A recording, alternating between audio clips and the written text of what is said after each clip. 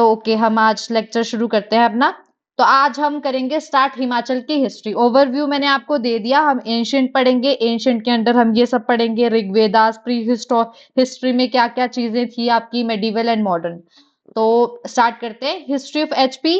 सबसे पहले हम ये देखेंगे कि हिस्ट्री ऑफ एचपी के बारे में पता कहाँ से चलता है। ठीक है, अब किसी स्टेट की अगर हिस्ट्री है तो उसके लिए हिस्ट्री के लिए हमारे को कुछ सोर्सेज होने चाहिए। वैसे ही हिमाचल में जो सोर्सेज है वो हमारे को दो तरीके के सोर्सेज है हमारे हिमाचल की बुक्स में दे रखे। एक है हमारा आर्कियोलॉजिकल सोर्स, जहां से हमारे को मिलता है कि हिस्ट्री हिमाचल की कैसी थी, और दूसरा है लिटरेरी। ठीक है, लिटरेरी सोर्सेज में आपके आ जाती है बुक्स, ट्रैवलर्स ने जो भी लिखा होता है। हमारे हमारे जैसे हिमाचल के बारे में कुछ लोग ट्रैवलर्स आए थे, उन्होंने हिमाचल के बारे में क्या लिखा था। यूरोपियंस आए थे, उन्होंने हिमाचल के बारे में क्या लिखा था। पंजाब की जो आपके गुरु ग्रंथ साहिब जी या ऐसे जो उनकी सिखों की कुछ लिटरेरी सोर्सेज है, उन्होंने क्या बताया था। फिर हमारे पर्शियन की कुछ बुक्स थी, उसके बारे में हम पढ़ेंगे। तो ये सब चीजों से हमारे को पता चलता है कि हिमाचल में कब क्या क्या हुआ था। जैसे टर्किश इन्वेजन के बारे में हमको कैसे पता चलता है, जो पर्शियन के टाइम पे जो बुक्स लिखी गई है। ठीक है, वो यहाँ पे लिटरेरी सोर्सेज में हमने मेंशन कर रखा है। तो आर्कियोलॉजिकल सोर्सेज में क्या होता है, जो हम एक्सकावेट करते हैं, चीजें खोद के या कहीं ढूंढ के, जो हमारे आर्कियोलॉजिस्ट होते हैं वो जो चीजें ढूंढ ढूंढ के एक्सकावेट करके चीजें निकालते हैं, उसको बोलते हैं आर्कियोलॉजिकल सोर्सेज। ठीक है, तो सबसे पहले तो यही दे सकते हैं कि एक्सकावेशन हुई कौन कौन सी जगह पे है। सबसे पहले तो एक्सकावेशन जो है वो मेन ऐसी जगहों पे हो रखी है जहां पे हमारे को सोर्सेज मिले, जैसे कांगड़ा। अब याद रखना, दीपशिका मैम, दीपाक्षी मैम, इसको ना यहाँ पे ये सब statement wise as it is पूछ रहे हैं आपके अलाइड में, यस है ना। तो यहाँ पे हाँ एक्सकवेशंस जी। जो है आपकी कांगड़ा में कहाँ हो रखी है, गुलेर, धलियारा, देहरा एंड मसरूस। आपको ये याद रखना है कि ये चारों जो जगह है वो कांगड़ा में है।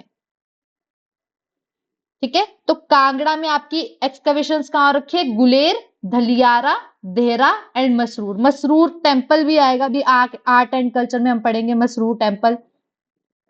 ठीक है, sites that give indication of stone age. अब हमने यहाँ पे पढ़ा कि हम प्री हिस्ट्री पढ़ेंगे, तो स्टोन एज जहां से हमारे को स्टोन्स मिले हैं, हमारे को कुछ ऐसे आपकी खोजने पे चीजें मिली है कि हमको पता चला है कि यहाँ पे लोग एग्जिस्ट करते थे, जो बहुत ही स्टोन एज वाले लोग थे। तो वो स्टोन एज कहाँ मिली है, दो स्टेटमेंट है ये।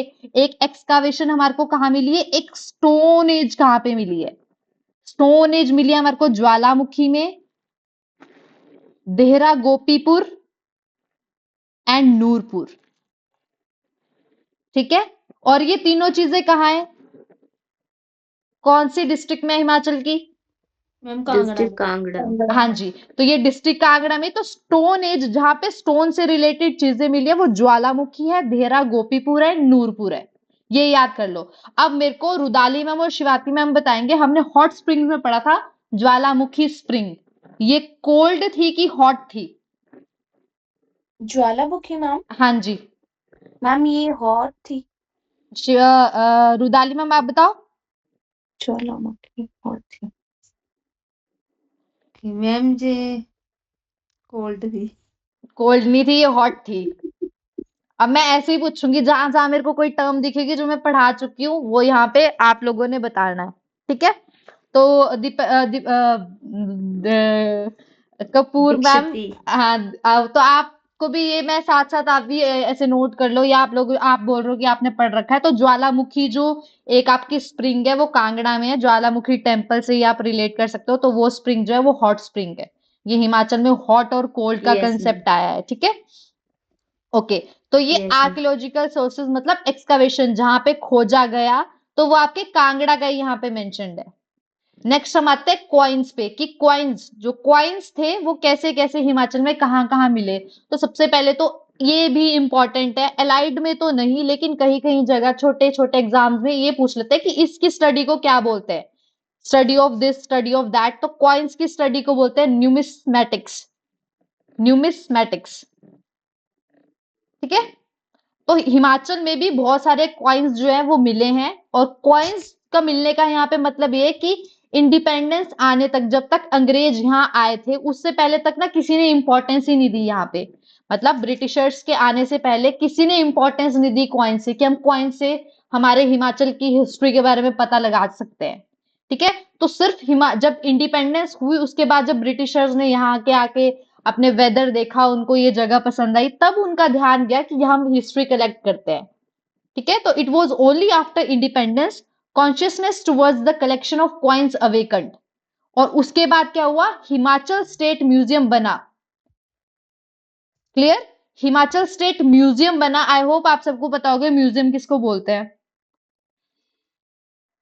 हाँ जी मैम। हाँ, तो जो हिमाचल स्टेट म्यूजियम है वो कब इस्टेब्लिश हुआ, 1973 से लेके 74 के बीच में। मतलब 1973 रख लो कि हिमाचल स्टेट म्यूजियम जो था वो कब बना, 1973 में।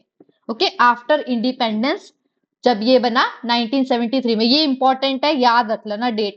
अभी मैं रिवाइज बोली जाऊंगी, मैं बीच बीच में पूछती जाऊंगी। ठीक है, कहाँ है ये, शिमला में।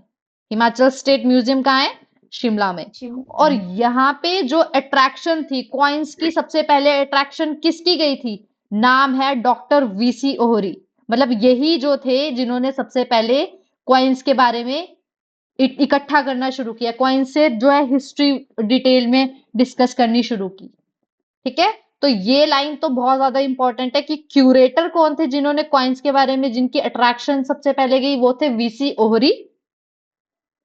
एंड हिमाचल स्टेट म्यूजियम कब बना, 1973। हाँ 1973 में। अब यहाँ पे मैंने ये इसलिए बोला क्योंकि इससे पहले भी एक और म्यूजियम था, कॉइन्स से रिलेटेड नहीं था। कॉइन्स के बारे में जैसे हमने बोला कि कॉइन्स के बारे में तो पता चल रहा था। कॉइन्स के बारे में कब पता चला था आपका, इंडिपेंडेंस के बारे में पता तो पहले से था, लेकिन ये नहीं पता था कि इसकी इंपॉर्टेंस भी है कुछ हिस्ट्री से रिलेटेड। ठीक है। तो यहाँ पे एक और म्यूजियम था जो कितने में सेटअप हुआ था, 1908 में। उस म्यूजियम का नाम है भूरी सिंह म्यूजियम। क्या नाम है, भूरी सिंह। हाँ, भूरी सिंह जो थे वो वहां के राजा भी रह चुके हैं। भूरी सिंह, उन्हीं के नाम पे ये म्यूजियम का नाम पड़ा है, भूरी सिंह म्यूजियम। ठीक है। तो ये भूरी सिंह म्यूजियम कहाँ है, चंबा में। चंबा में। हाँ, तो जब म्यूजियम तो दो ही है अब हिमाचल में इस टाइम पे, तो अब कॉइन्स और हिस्ट्री से रिलेटेड चीजें यहीं दोनों जगह पड़ी होगी। एक तो आपके भूरी सिंह में और दूसरा हिमाचल स्टेट म्यूजियम में। तो ये दो बहुत ज्यादा इंपॉर्टेंट है। ये ऑलरेडी पेपर में आ चुका है, डेट पूछ रखी है कि भूरी सिंह म्यूजियम जो था वो कौन से ईयर में एस्टेब्लिश हुआ है, 1908। ठीक है, याद रखना, मैं थोड़ी देर बाद पूछने वाली हूँ जो जो मैंने पीछे सारा पढ़ा है। These both museum contains coin pertaining to the ancient tribes। अब coins किससे रिलेटेड थे, ancient tribes से। जितनी भी आपकी ट्राइब्स थी, आपको पता है कॉइन्स किस किस चीज के लिए काम आते हैं। अभी सर ने पता नहीं आर्ट एंड कल्चर में पढ़ाएंगे सर, साथ साथ हम दोनों साथ साथ ही कवर कर रहे हैं तो इजी होएगा आपके लिए। तो अब मेरे को ये बताओ कि कॉइन्स की इंपॉर्टेंस क्या है, 2-3 पॉइंट्स बताओ सारे एक एक करके। मैम कॉइन से हमें पता चलता है उस टाइम के राजा महाराजा के बारे में। ये किसने बोला, हाँ नहीं मैं ऐसे पूछ रही हूँ, मैं ऐसे थोड़ी बोल रही हूँ कि गलत। हाँ, शिवाती मैम ने बोला, हाँ वहाँ उस टाइम के किंग और उसके टाइप पे क्या क्या चीजें हो रही थी उनके बारे में पता चलता है। सेकंड मैम आप बताओ। डी बोल देती हूँ मैं, डी बोल देती हूँ। मैम पता चलता है कि कौन सी मतलब किस राजा के टाइम पे कितना एम्परर जो भी मतलब वो था कितना प्रोस्पर था। हाँ, वो कैसे गोल्ड के कॉइन्स होंगे, कॉपर सिल्वर, ठीक है वैसे हो गया। और रुदाली मैम आप बताओ कॉइन की इंपॉर्टेंस एंड। और मैम इससे हमें चीजें खरीद सकते थे जैसे। मैम उस टाइम की बात, ट्रेड ट्रेड किसी किसी स्टेट का, या हाँ कि कितना ट्रेड कर रहे हैं। ठीक है, हिमाचल में तो ट्रेड का इतना नहीं था, लेकिन कॉइन्स जो थे हम ऐसे मोटा मोटा पढ़ लेते भी कि कॉइन्स जो था वो किसी महाराजा के टाइम की प्रोस्पेरिटी बताता था। और मैं यहाँ पे एक चीज बताती हूँ, हमारे हिमाचल में ना कॉइन्स की शक्लें देख के ये बताते थे, मतलब कॉइन्स के ऊपर जो भी बना होता था उसको देख के ये बताते थे कि राजा का जो एरिया था वो कैसा था। जैसे आपने पढ़ोगे औदम्बर्स के कॉइन, ऐसे बता देती हूँ, अभी हम पढ़ेंगे आगे। तो औदम्बर्स के कॉइन पे क्या थे, ट्राइडेंट बना था। ट्राइडेंट बोलते हैं जो शिव जी का त्रिशूल होता है ना, वो बना था। तो वहां से लोगों ने या जो भी वहां के जिन्होंने भी हिस्टोरियंस थे उन्होंने ऐसा बता दिया कि वो जो औदम्बर्स रीजन के ट्राइबल एरिया के लोग थे वो किसको फॉलो करते थे, शिव भगवान को फॉलो करते थे। ठीक है, तो मतलब कॉइन्स जो है हमारे को हिस्ट्री से बहुत सारी चीजें बता देते हैं, जैसे मैंने अभी बताया। और दम्बर्स की ट्राइब का वहां से रिलेशन था कि वो शिवाइट फेथ में बिलीव करते थे। ठीक है, तो हम यहाँ पे कॉइन्स को डिटेल में पढ़ेंगे। वेरी इंपॉर्टेंट, ये हिस्ट्री में जो आपके ये आर्कियोलॉजिकल सोर्सेज है, इसमें कॉइन्स जो है बहुत इंपॉर्टेंट है। ऑलरेडी बहुत सारे क्वेश्चन जो है ना आ चुके हैं। क्लियर? तो यहाँ पे देखो, ये एंशिएंट ट्राइब के बारे में बताता है, जो कहां से कहां तक, सेकेंड सेंचुरी बीसी से लेके सेकेंड सेंचुरी एडी तक। सेकेंड सेंचुरी बीसी से लेके सेकेंड सेंचुरी एडी तक। क्लियर? क्योंकि इसके बाद से आपको पता है ना, सेकेंड सेंचुरी एडी के बाद से अभी तो आप आर्ट एंड कल्चर पढ़ोगे और एंशिएंट मेडिवल चला हुआ ही है। इसके बाद से आपके वो होने शुरू हो गए थे, क्या बोलते हैं उसको, बुद्धिज्म वगैरह वगैरह, आगे आ गया था वो सब। तो यहाँ पे जो है सेकेंड सेंचुरी बीसी से सेकेंड सेंचुरी एडी तक के जो एंशिएंट ट्राइब्स थी, उनके बारे में कहां से पता चलता है? कॉइन से। ठीक है, तो ये याद रख लेना, second century BC and AD. Dates के ऊपर फिर से क्वेश्चन पूछने शुरू कर दिए, एडी बीसी में ही कंफ्यूज कर देते हैं बच्चों को। क्लियर? अब सबसे इंपॉर्टेंट याद रखना, हिमाचल में जो सबसे पहले मिले थे वो पंचमार्क्ड कॉइन्स मिले थे। कौन से? पंचमार्क। पंचमार्क से समझते हो पंचमार्क क्या होते हैं? जिस पे स्टैंप लगी हो। हाँ, जैसे ऐसे कंसीडर कर लो, जैसे आप मिट्टी लेते हो ना, चिकनी मिट्टी, उसके ऊपर आपने कोई भी डिजाइन का कोई स्टिकर लेके उस पे थोपना शुरू कर दिया तो वही डिजाइन पड़ जाता है। तो पंचमार्क उसको बोलते हैं कि अपने से ऊपर स्टैंप लगा देनी। पंचमार्क कॉइन्स थे कि अपने अपने ट्राइब के जो भी साइंस थे वो उस पे चिपका देते थे। तो जो सबसे पहले कॉइन्स थे वो कौन से थे? पंचमार्क थे। और सबसे अर्लीस्ट जो थे वो कितने पंचमार्क कॉइन्स मिले थे? 87। ठीक है, तो 87 पंचमार्क कॉइन मिले थे। मैंने बोला कि ये पंचमार्क कॉइन कहाँ पे है, या तो भूरी सिंह स्टेडियम में, भूरी सिंह म्यूजियम में पड़े हैं, और दूसरा शिमला में म्यूजियम में पड़े। अब मेरे को बताओ, भूरी, जिससे मैं पूछूंगी वो बताएगा, भूरी सिंह जो म्यूजियम है वो कौन से ईयर में स्टैब्लिश हुआ था? Deepika ma'am. 1908। Okay, and rudali ma'am, Shimla museum.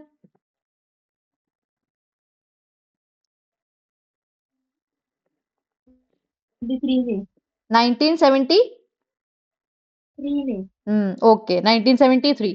तो यहाँ पे देखो, भूरी सिंह स्टेडियम में आपको मिलते हैं 25 कॉइन्स, और स्टेट म्यूजियम में मिलते हैं 12 कॉइन्स। याद रखना, ये इतना ना मतलब ऐसे समझ लो कि इतना ज्यादा फैक्चुअल है कि अब तो स्टेटमेंट एक्सचेंज करके भी डाल सकते हैं कि 12 जो थे वो भूरी सिंह स्टेडियम में मिले हैं, वहां पे म्यूजियम में मिले हैं, और 25 आपके शिमला म्यूजियम में मिले हैं।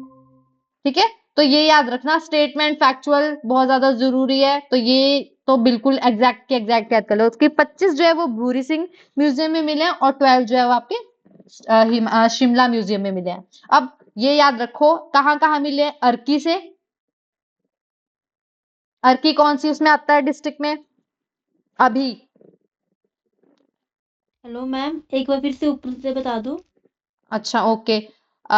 मैम कहाँ से आप कहाँ छूटा? ये भूरी सिंह म्यूजियम जो है, यहाँ पे 25 हाँ जी, कॉइन्स हाँ जी। मिले हैं, यस मैम। और आपके शिमला म्यूजियम में 12 कॉइन्स मिले हैं।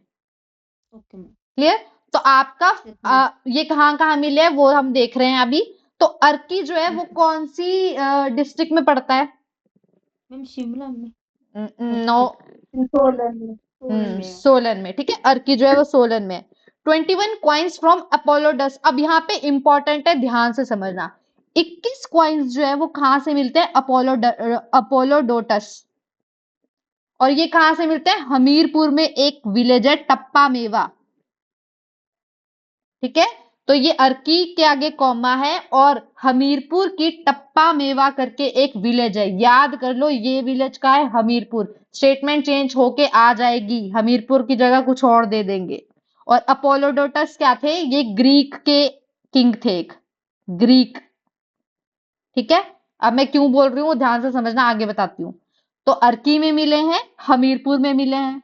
ठीक है, और 31 कॉइन्स है वो कहाँ पे मिले? आपके ज्वालामुखी में। ज्वालामुखी कहाँ है? कांगड़ा में। ऑलरेडी मैं बता चुकी हूँ, एक्सकवेशन सबसे ज्यादा कहाँ है? आपकी कांगड़ा में ही है। ठीक है, तो 31 कॉइन्स कहाँ है? ज्वालामुखी में। अब यहाँ पे एक और है, नीचे स्टेटमेंट दे रखी कि कुछ इंडो ग्रीक कॉइन्स ग्रीक हमने ऊपर भी पढ़ा, कुछ तो मिले आपके हमीरपुर में, एंड कुछ यहाँ पे देखो Lachori and Sarol village of Chamba. ठीक है, तो विलेज याद कर लो, टप्पा मेवा विलेज किसमें है? हमीरपुर में है, और लचोरी एंड सरोल विलेज का है? चंबा में है। चंबा में। इन दोनों में ग्रीक के कॉइन्स मिले हैं।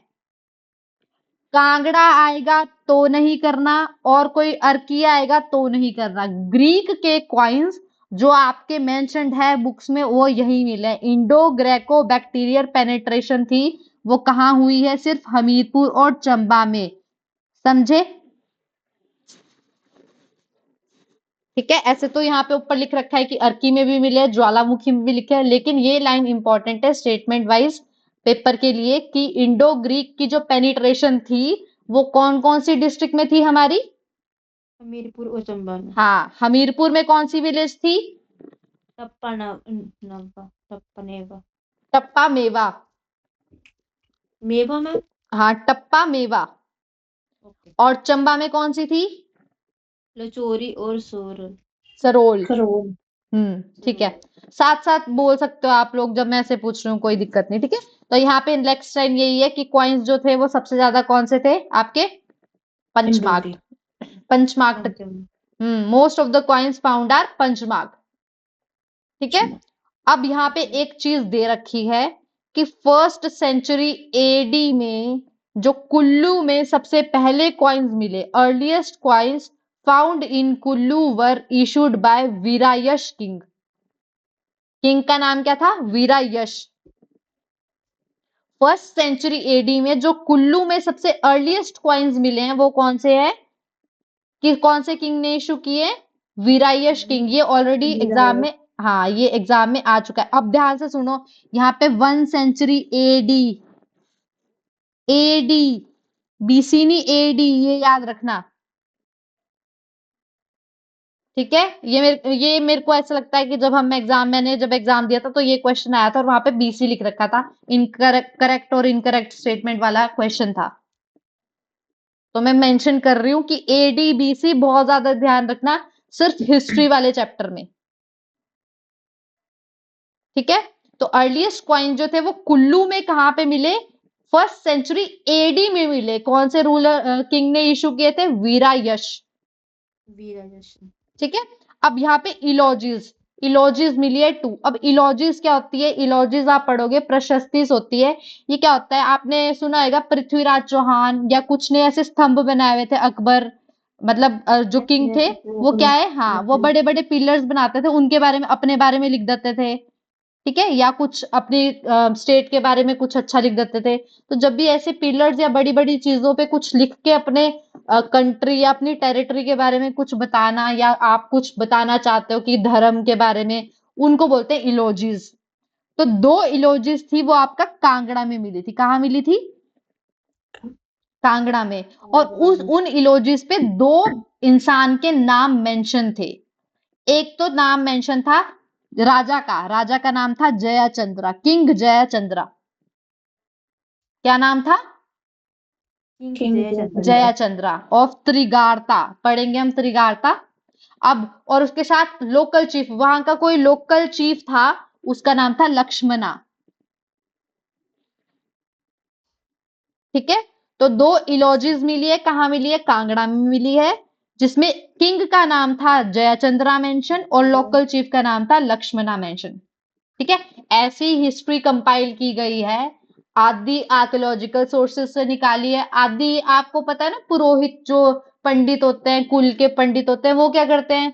वो बनाते हैं आपकी, जैसे दादू का नाम लिख दिया, फिर दादू के बेटे का नाम, बेटे के बेटे का नाम, ऐसे कुछ बनाते हैं ना, बोलते हैं इसको। इसमें पढ़ेंगे अभी हिमाचल में, मतलब इन सब के थ्रू, हाँ वंशावली। तो इन सब के थ्रू क्या है आपका, हिस्ट्री कंपाइल करके बना दिया। अब बहुत ज्यादा बुक्स में ना थोड़ी कंफ्यूजन है हर जगह कि कौन सा राजा आया था। ये बुक्स में खुद मेंशन कर रखा है कि थोड़ी कंफ्यूजन है कि कौन सा राजा कौन से टाइम में मेंशन हुआ, तो कंफ्यूज नहीं होना इन सब चीजों में। अभी हमने क्या पढ़ा? कॉइन्स के बारे में पढ़ा। अब मैं क्विक करके एक एक नाम करके पूछूंगी, अब मेरे को कॉइन्स के बारे में बता दो साथ साथ ही। कॉइन्स जो थे वो आपके हमीरपुर में जो ग्रीक के कॉइन्स मिले हैं वो कौन सी विलेज में मिले हैं? Deepakshi ma'am, Deepshikha ma'am, sorry, Tappa Mewa Hamirpur. टप्पा मेवा। एंड रुदाली मैम, चंबा में कहाँ मिले हैं? मैम लचोरी और सरोल में। हाँ, तो जो इंडो ग्रीक पेनिट्रेशन है वो कौन कौन सी डिस्ट्रिक्ट्स के बीच में, उस टाइम तो नहीं थी डिस्ट्रिक्ट के, मतलब अभी के अकॉर्डिंग हम देखें तो कौन कौन सी डिस्ट्रिक्ट्स के बीच में हुई है penetration? Ma'am Hamirpur Chamba and और चंबा। हमीरपुर में। चंबा एंड हमीरपुर, हाँ ये ठीक है। और 2 इलॉजिस जो आपको कांगड़ा डिस्ट्रिक्ट में मिली है, उसमें 2 का नाम मेंशन था, राजा का नाम क्या था? शिवाती मैम। मैम राजा का जयचंद्रा। और चीफ का नाम क्या था? लक्ष्मणा। हाँ ठीक है, लक्ष्मणा, ठीक है। और जो कुल्लू के किंग कौन थे जिन्होंने सबसे पहले कुल्लू में क्वाइन जो थे वो इशू किए थे 1st सेंचुरी एडी में? वीरायश किंग। हाँ, वीरायश किंग। क्लियर? अब हम आते हैं इंस्क्रिप्शन पे। इंस्क्रिप्शन क्या होती है, कौन बताएगा? इंस्क्रिप्शंस। शिलालेख। हाँ, जैसे पत्थरों पे कुछ लिख दिया, पेंटिंग बना दी, बीच में मतलब कुछ करके लिख दिया, ऐसे हार्ड चीज पे कुछ लिखा। और मनुस्क्रिप्ट क्या होता है? मनुस्क्रिप्ट, मैन्युस्क्रिप्ट्स होते हैं मैम, जो मैम पत्तों पे लिखा जाता है हाँ किसी पत्तों पे, पेड़ है ना, कि पत्तों पे हार्ड हम्म। चीज पे लिखा गया तो उसको इंस्क्रिप्शन बोल दो, पत्तों पे और हैंड रिटन होता है उसको बोलते हैं मनुस्क्रिप्ट। ठीक है, तो ये हिमाचल में है इसलिए पढ़ेंगे हम।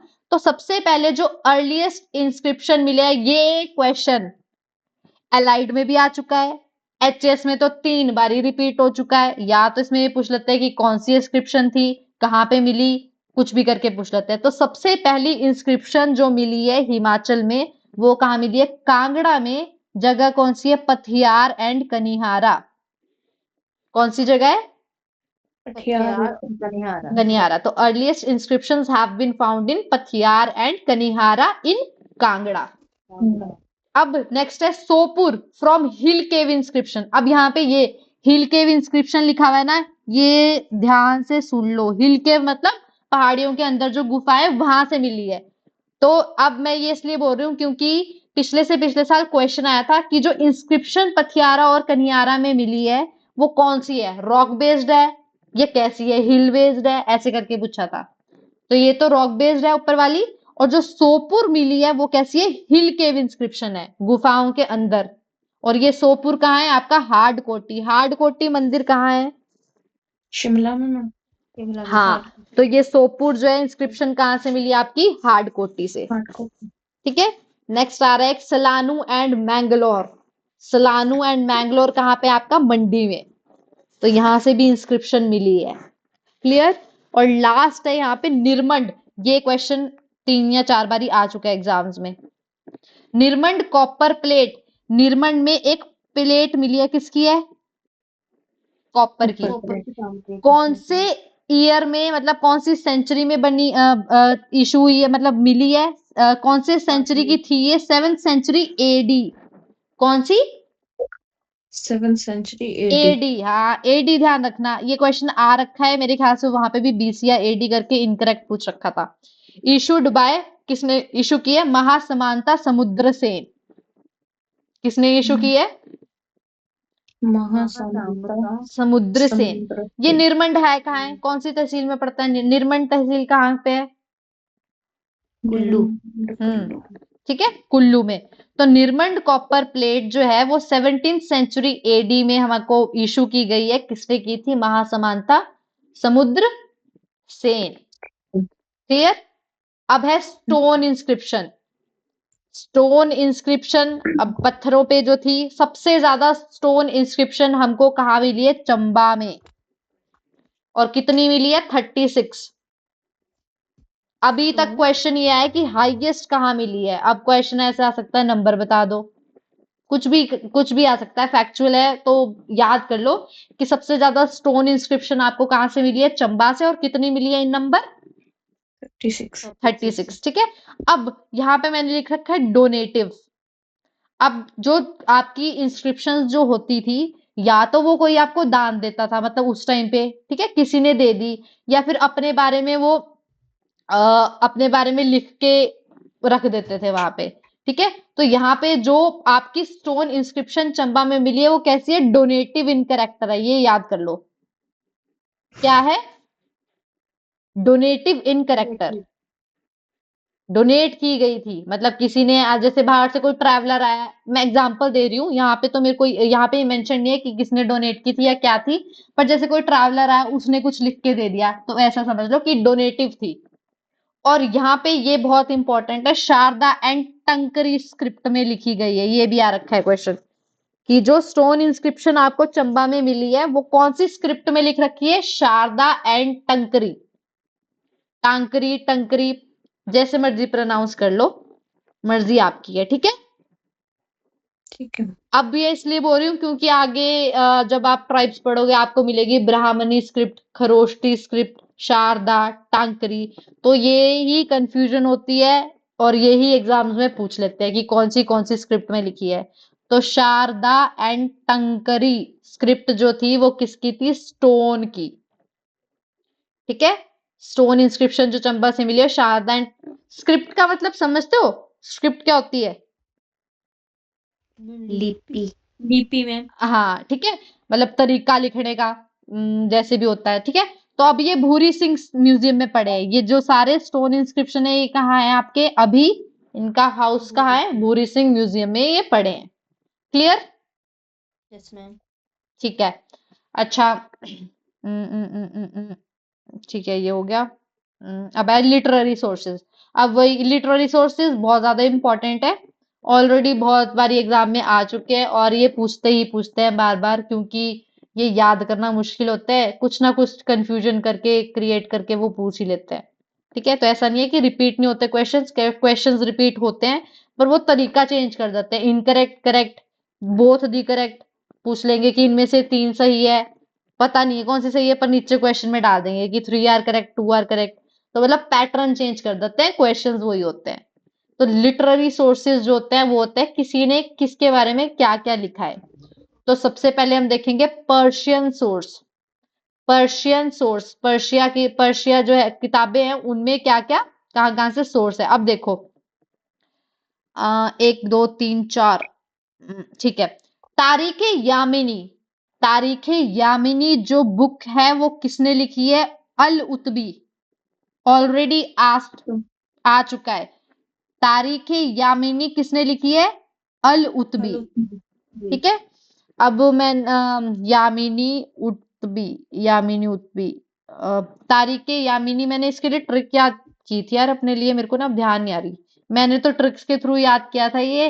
अब मैं आपको बताती रहूंगी, आपको अपने हिसाब से बनाए, जैसे मेरी एक दोस्त थी यामिनी करके ना, मेरे को ट्रिक याद नहीं आ रही, मतलब मैं ऐसे बता रही हूँ कि आप ना अपना सेंस ऑफ ह्यूमर लगा के ना जहां पे भी आपको दिख रहा है वहां पे अपनी ट्रिक्स बना के लिख दो, ठीक है। अब ये क्योंकि ये बहुत नाम भी ऐसे ऐसे है तो याद करना बहुत मुश्किल हो जाता है। तो यामिनी उतबी, यामिनी उठबी ऐसे कर लो, हाँ मैंने ऐसे किया था शायद से, कि यामिनी जो है सारा दिन सोई रहती थी तो उसको बोलते थे कि यामिनी उठ जा, अब तो यामिनी उतबी, ठीक है। यामिनी, तारीख यामिनी किसने लिखी है, उतबी।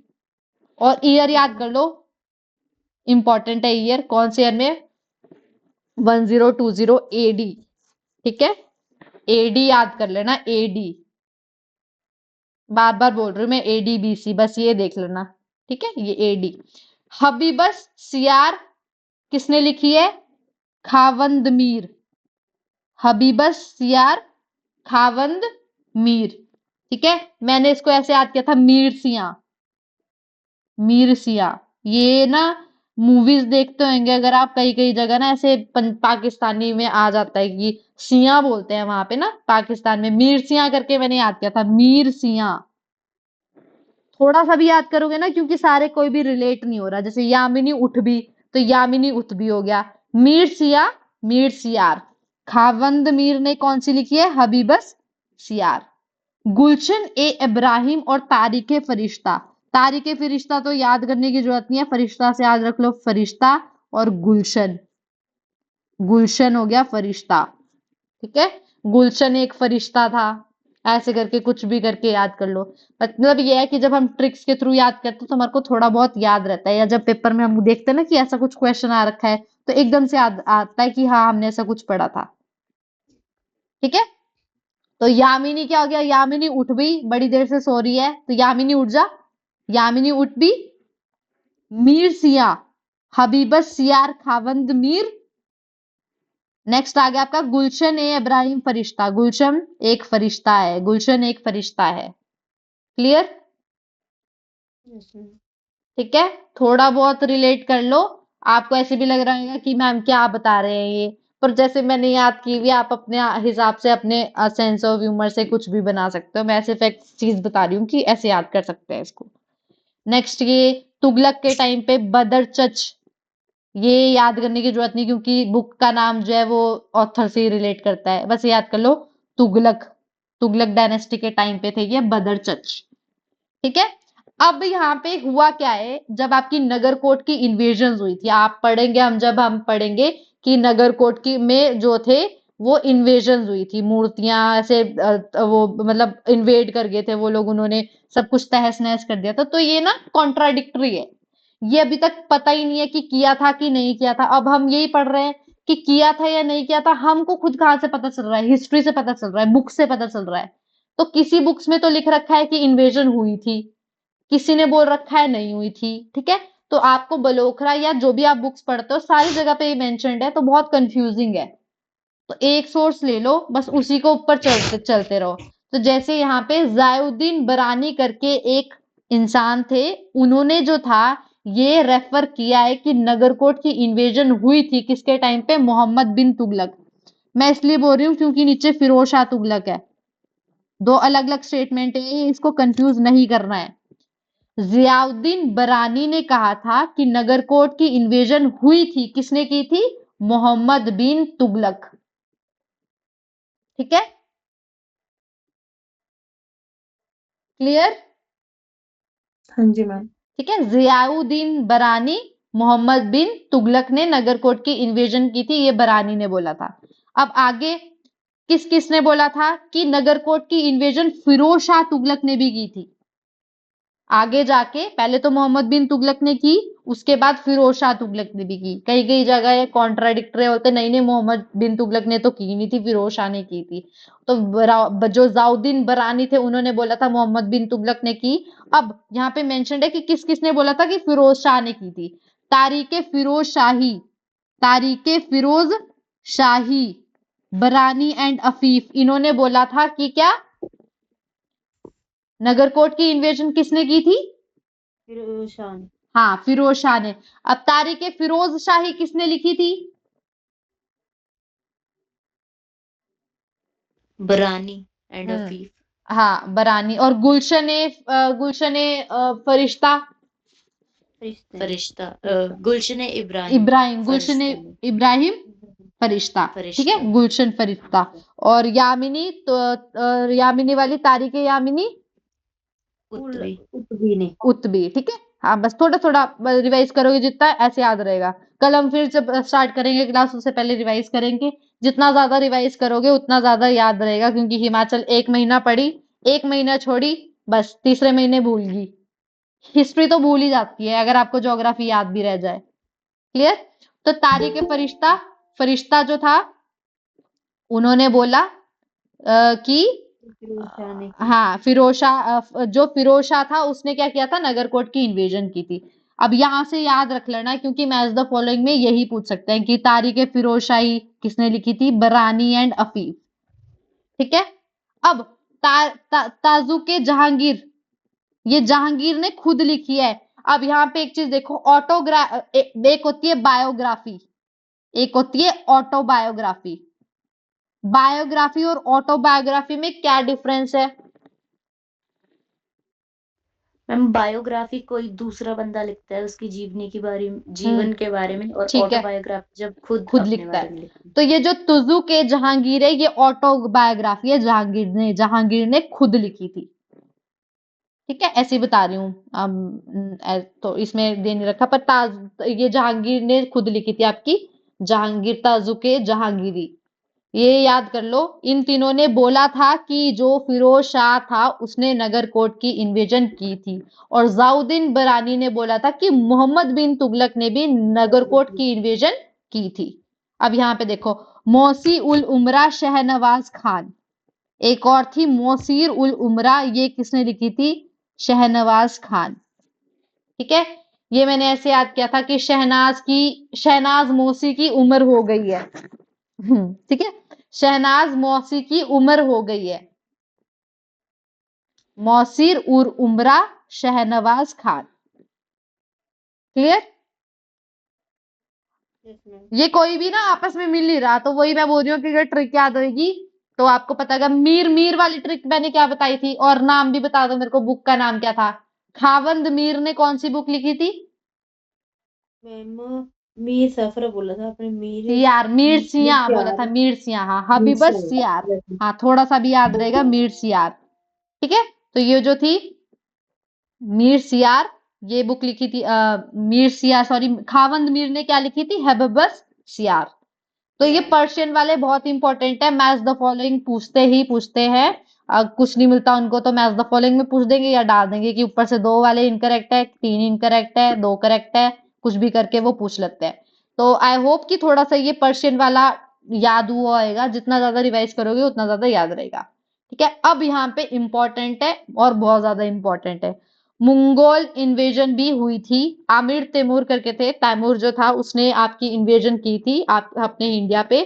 तो उसने जो है उसकी जो ऑटोबायोग्राफी, अब इसने ही अपनी खुद की किताब लिखी थी ऑटोबायोग्राफी। तैमूर ने खुद की ऑटोबायोग्राफी लिखी थी, तेजुके तैमूरी। ठीक है, उसने उसमें एक राजा के बारे में मेंशन किया है शिवालिक के, उनका नाम है राजा रतन सेन। क्लियर?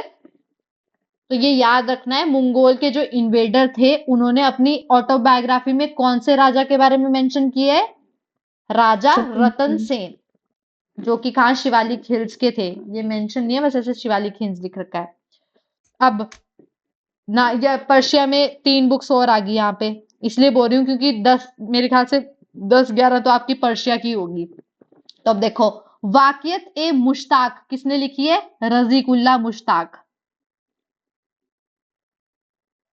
अब मैंने इसको ऐसे याद किया था, वाकई में वो तो राजी हो गया, वाकई में वो तो राजी हो गया।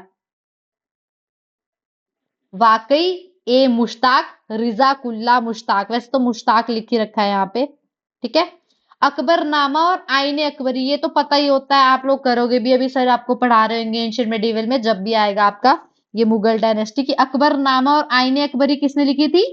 अबुल फैजल। अबुल फजल ने। तो ये बायोग्राफी है, बायोग्राफी होती है जब कोई और लिखता है। तो अबुल फैजल ने अकबरनामा और आईने अकबरी लिखी थी। मुन्रा खाब उल तवारिक अब्दुल कादिर बदौनी, अब्दुल कादिर बदौनी, मुन्रा खाब उल तवारिक।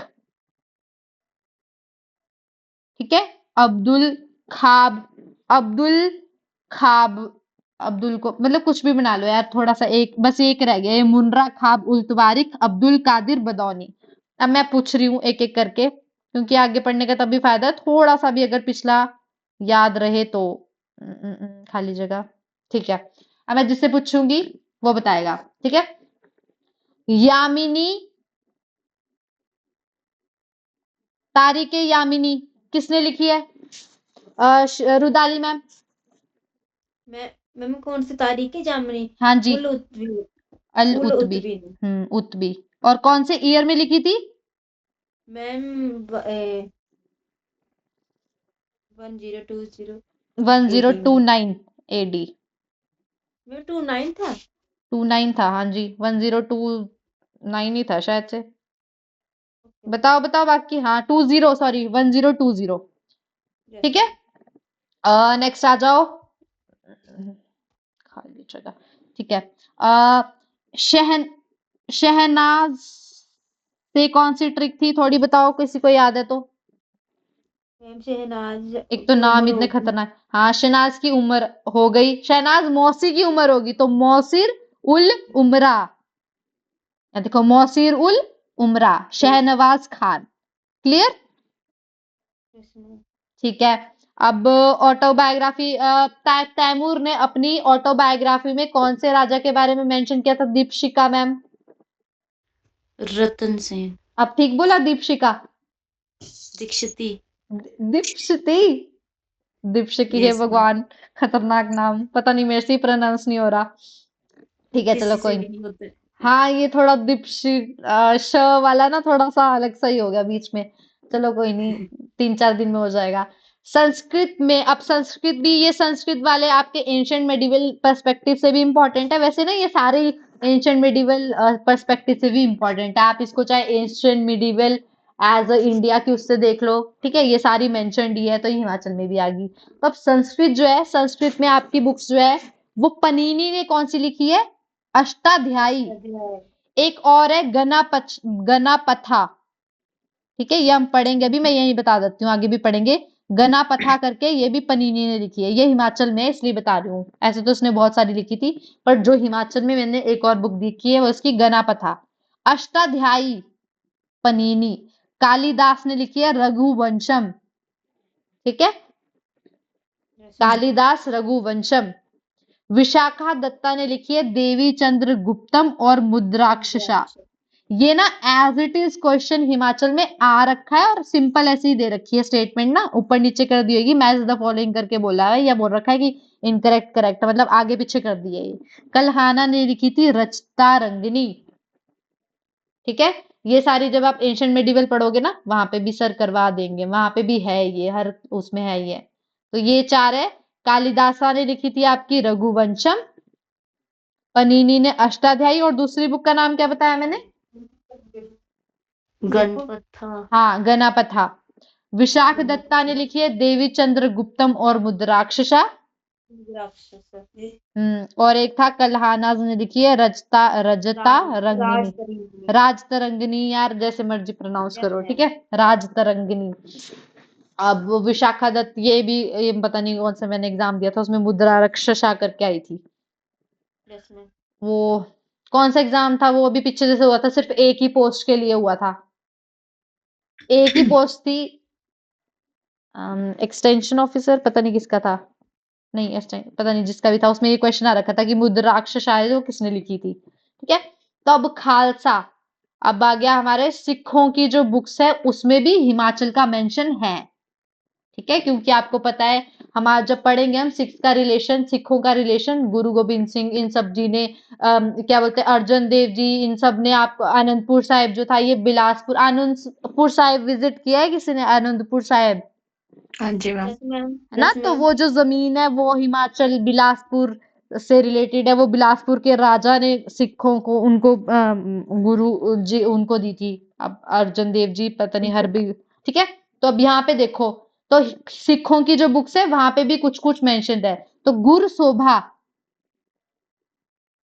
सेनापत, गुर बिलास बाई सुखा सिंह, ये बुकों के नाम है। गुर शोभा, सेनापत, गुरबिलास भाई सुखा सिंह और मोहिन स्पानिश दाबिस्तान ए मजाई। अब देखो यहां से थोड़ा ना ऐसे कंफ्यूजन होती है कि पर्शियन नेम है, क्योंकि हम ए पढ़ रहे हैं ना ऊपर, तो ये मोहसिन फानी दाबिस्तान ए मसाहिब, ये याद कर लो एक, इसमें सिखों वाली में मोहसिन फानी दबिस्तान ए मजाहिब। फैन, फैन में मजा ही आ गया, फैन में मजा ही आ गया, ऐसे कुछ बना लो, मोहसिन फैन दबिस्तान मजाहिब, एक तो नाम खतरनाक ही है, ठीक है। तो ये थे आपके सिखों के। अब सबसे इंपॉर्टेंट जो है वो है ट्रैवलॉग्स, ट्रैवलॉग्स, ठीक है, कौन कौन हिमाचल में ट्रैवल किया है, उन्होंने क्या क्या बोला था। तो कुलुटा, जलंधरा, श्रुघुना। श्रुघुना जो है वो कौन सी डिस्ट्रिक्ट का नाम है, कौन सी जगह का नाम है? शुक्नो। ये ऑलरेडी ना एग्जाम में आ चुका है, श्रुघ्ना।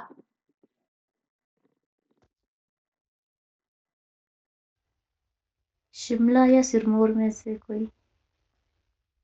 दोबारा दोबारा। शिमला या सिरमौर में से? ये सिरमौर, हाँ सिरमौर, सिरमौर का ओल्ड नेम है ये, ठीक है, श्रुघ्ना बोलते हैं उसको, सिरमौर का ओल्ड नेम, ठीक है। तो ये है Kuluta, Jalandhara, Srughna are mentioned by Hiuen Tsang. तो ह्यून त्सांग जो थे एक चाइनीज ट्रेवलर थे जिन्होंने इंडिया विजिट किया था 630 एडी में, एडी, ठीक है, 630 एडी में विजिट किया था और ये 438 एडी तक यहीं रहे थे। तो इन्होंने हिमाचल की हिमाचल नहीं, मतलब किन जगहों का उस टाइम जलंधर जो था इसी में माना जाता था, आपका शिवालिक हिल्स का ही पार्ट था। तो किस किस के बारे में, कुलुटा, कुल्लू बोलते हैं जिसको, जलंधर और शुगना स्टेट के बारे में मेंशन किया है। किसने? ह्यून त्सांग ने, ह्यून सैंग, ह्यून सैंग, ठीक है, चाइनीज ट्रैवलर थे ये 630 एडी में आए थे। ठीक है, हम पढ़ेंगे ये कौन से राजा के उसमें रहे थे, किसी को याद हो? किसी राजा के पास हर्षवर्धन।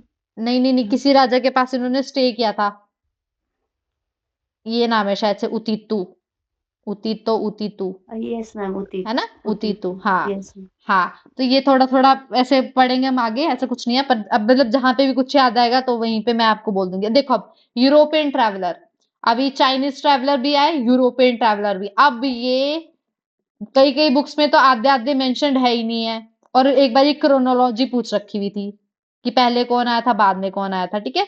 तो यूरोपियन ट्रैवलर जो थे, विलियम फिंच और थॉमस कॉरियोट, ये सबसे पहले आए थे, विलियम फिंच और थॉमस कॉरियोट 1615 के आसपास ही आए थे, और औरंगजेब के टाइम में आए थे, तो फिंच और कॉरियट, ठीक है। अब याद करना है, अगर आप ऐसे याद कर सकते हो तो कर लो, वरना मैंने ट्रिक बना रखी है, ठीक है। मैंने जो ट्रिक याद की थी वो मैंने यहाँ पे लिखी हुई है पहले, क्योंकि मैं नोट्स ही अपने वो कर रही हूँ, तो मेरे को ऐसे लगता है कि ट्रिक्स के थ्रू याद होता है, तो मैं बता देती हूँ। अगर आप रटने में अच्छे हो तो रट लो ऐसे ही, वरना ट्रिक्स के थ्रू, क्या पता आपको मेरी ट्रिक समझ ना आए, पर मैं एक बार बता देती हूँ, अगर आ जाए तो अच्छी बात है। जैसे William Finch, William Finch, Thomas Coryat, और तीसरा था थेवनॉट। मतलब दो ट्रिक्स है, मैंने सारी याद करने को क्रोनोलॉजी में बताई हुई, मैं पहले की ट्रिक बता देती हूँ, ठीक है। अब यहाँ पे ये भी लिख रखा है, जो कॉरियट थे वो पहले इंग्लिश थे जो कहाँ ट्रैवल किए थे, कांगड़ा। सबसे पहले जो इंग्लिश थे जो कांगड़ा ट्रैवल किए थे वो कौन थे, कॉरियट, ठीक है। अब आपने वो आइसक्रीम खाई है कॉर्नेटो, खाइए मैम। हाँ, तो बस ऐसी ट्रिक है कि फिंच ने कॉर्नेटो खाई, ठीक है। फिंच ने कॉर से कॉरियट और नेट नॉट से कॉर्नेट, हैव नॉट। अब ऐसे ही याद करने पड़ेंगे, मैंने ऐसे किया था, मेरे को नहीं पता, आप लोगों को फनी लगे जैसा मर्जी लगे, मैं तो बता रही हूँ, ठीक है। आपको अगर इजी लग रहा है ऐसे कर लो, फिंच, सबसे पहले फिंच, फिर कॉरियट, और फिर नॉट से आपका हो गया हैव नॉट, ठीक है। फिंच ने कॉर्नेटो खाई, ठीक है। और दूसरा, फॉस्टर फ्रेजर, ये लाइन में क्रोनोलॉजी में ही मैंने लिख दी है, Foster Fraser, Alexander Gerard, Moorcroft, Captain Mundy, Archer, Charles Hugel और विग्ने, ये नाम है। अगर तो क्रोनोलॉजी याद कर सकते हो तो कर लो, एक मैं यहाँ पे बता देती हूँ, फॉस्टर और जो मूरक्राफ्ट थे वो बाहर बाहर से चल गए थे कांगड़ा के, वो अंदर नहीं गए थे कांगड़ा के, ठीक है। तो जो कॉरियट था वो तो कांगड़ा ट्रैवल किया था, लेकिन फॉस्टर और मूरक्राफ्ट जो थे वो उसके बाहर से ही आ गए थे, अंदर नहीं गए थे, उसकी हिल्स ट्रैवल नहीं की थी। अब मैंने जो है यहाँ पे एक ट्रिक बना रखी है कि फॉस्टर एक नाम होता है किसी के पास, उसके पास गाड़ी होती है फ्रेजर, ऐसे सच कोई गाड़ी है नहीं है, लेकिन थोड़ा रिलेट कर लो कि फ्रेजर गाड़ी है उसके पास। तो वो क्या करता है, एलेक्सा से गाने बजाता है, एलेक्सा पता है ना, आईफोन वाला।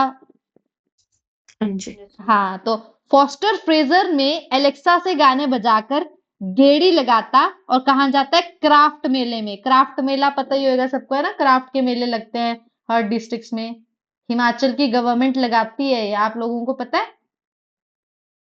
हाँ जी। हाँ, ये क्राफ्ट मेले लगते हैं यहाँ पे, जो लेडीज होती है वो गांव की, जैसे हम जहाँ रहते थे, हम जहाँ रहते हैं वहां पे क्या होता है, मक्की की रोटी और जैसे ना स्टॉल्स लगाए हुए होते हैं पार्क्स के सामने, तो लोग वहां पे खाते भी है, मक्की की रोटी लाएगी औरतें, लाएगी क्या, वही स्टॉल्स लगाए हुए होते हैं, उन्होंने स्टॉल लगाए होते हैं, और साग भी बना रही होती है, मक्की की रोटियां बना रहे होते हैं, और वहीं पे लोग खाते भी है, शहरों के लोग जिनको आती नहीं है। तो क्राफ्ट मेले ऐसे होते हैं, ठीक है। तो वो क्या करते हैं, क्राफ्ट मेला देखने जाता है, मंडे का दिन होता है, और वहां पे क्या हो रही होती है, आर्चरी खेल रहे होते हैं लोग, आर्चरी पता है ना, गेम है आर्चरी। हाँ जी। तो ह्यूज मेला होता है वो।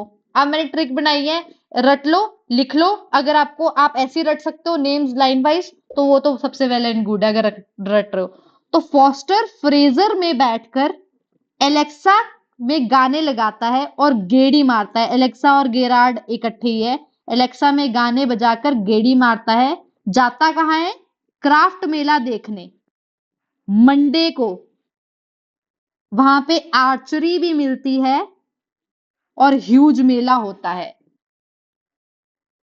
अब पता नहीं है आप लोगों को याद होगी या ऊटपटांग लगेगी, मैंने तो ऐसे की थी। अगर ऐसे रट सकते हो तो रट लो, एक बारी ट्राई करते हैं। थोड़ा सा, थोड़ी बहुत याद हुई होगी। पहले बताओ, सबसे पहले थोड़ी सी भी याद हुई है तो मेरे को बताओ, सबसे पहले कौन, मतलब सबसे पहला ट्रैवलर कौन था? Foster ma'am. मैम पिंच। जो पिंच, हाँ पिंक। पिंच ने पिंच था मैम, पिंच ने कोकोनट वाली आइसक्रीम खाई थी। थॉमस कैरे हो। मैम, नई आइसक्रीम आ गई है मार्केट में। ट्रिकों का नाश मार दिया। फिंच ने कॉर्नेटो खाई, तो कॉरियट, थॉमस कॉरियट और थैवनॉट। Have not. ठीक है, पहले मैं मिटा Yes. देती हूँ, हौच पौच हो गया। ठीक है, फिर मैंने बोला था कि कौन?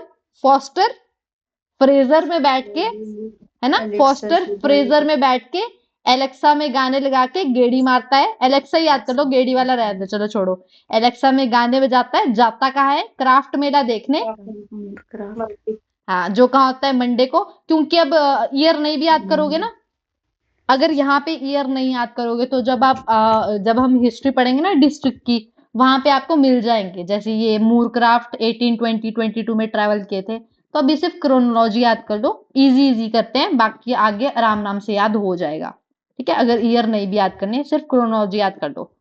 ठीक है, तो फॉस्टर फ्रेजर में बैठकर एलेक्सा में गाने बजाकर क्राफ्ट मेला देखने जाता है, और जाता कब है? मंडे को। ठीक है, वहां पे आर्चरी गेम चली होती है, बड़ा ह्यूज मेला होता है। और लास्ट में आ गया विग्ने। ठीक है, लास्ट में आ गया आपका विग्ने। क्लियर?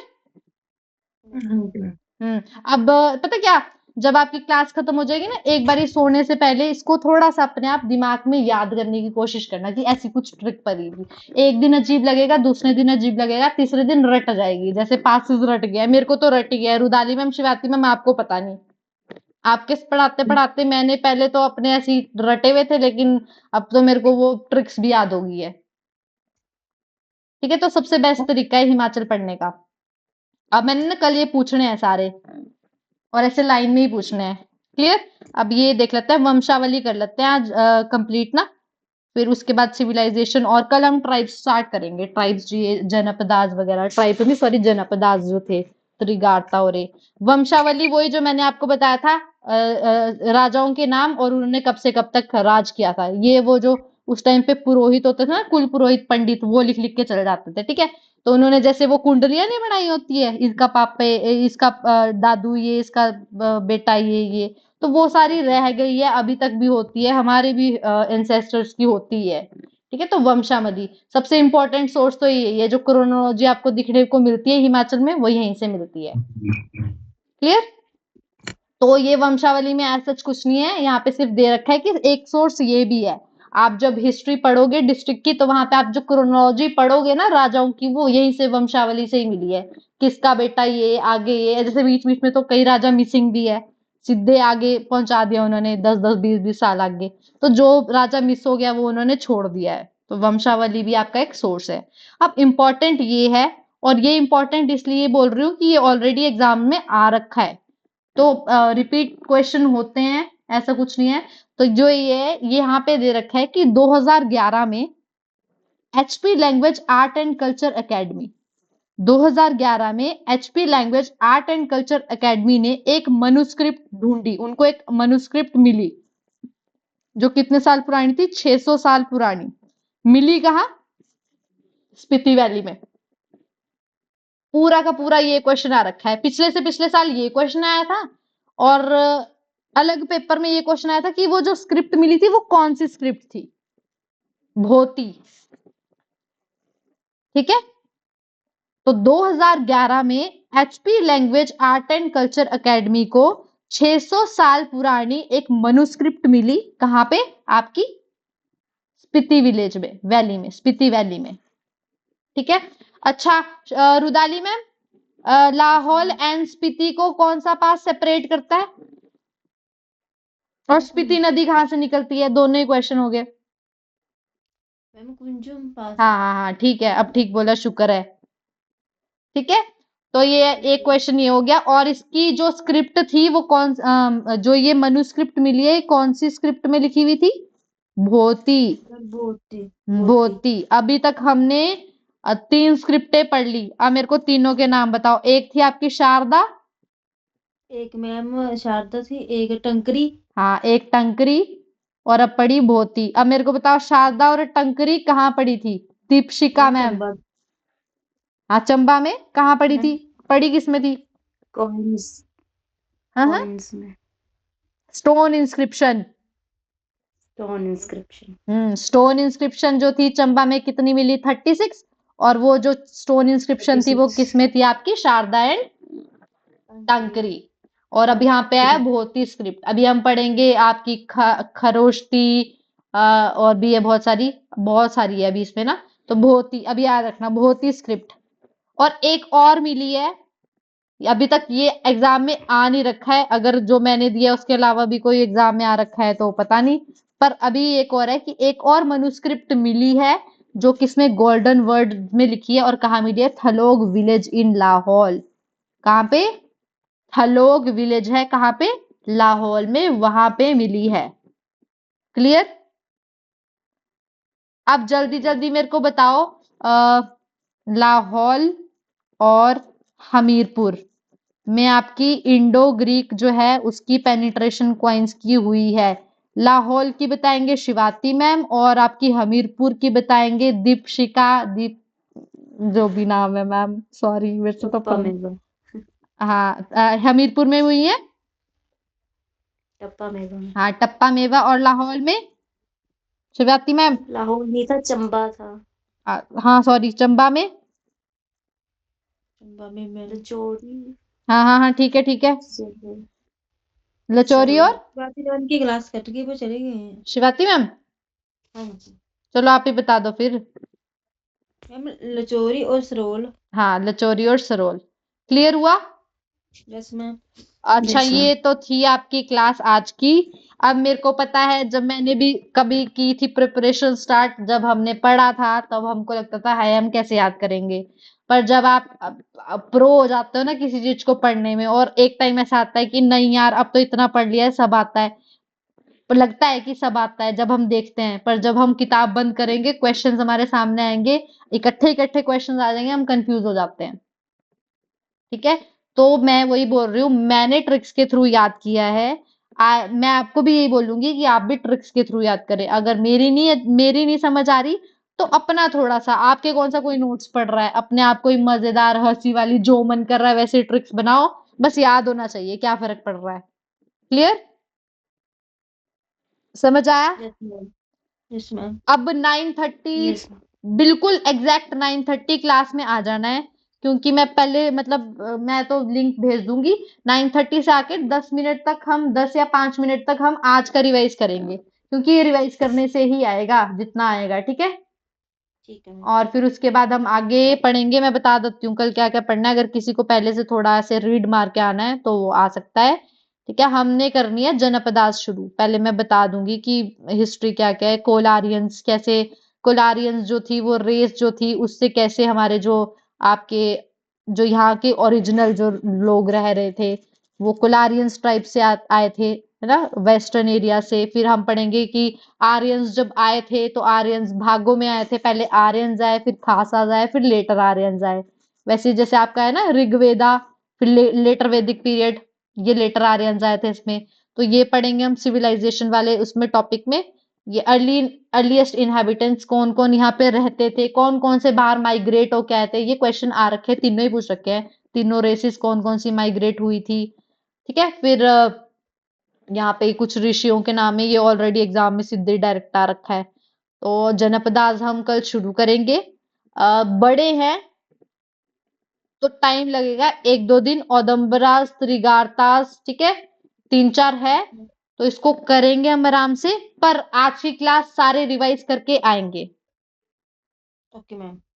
ओके ठीक है, good night everyone. Good night ma'am. Good night, good night.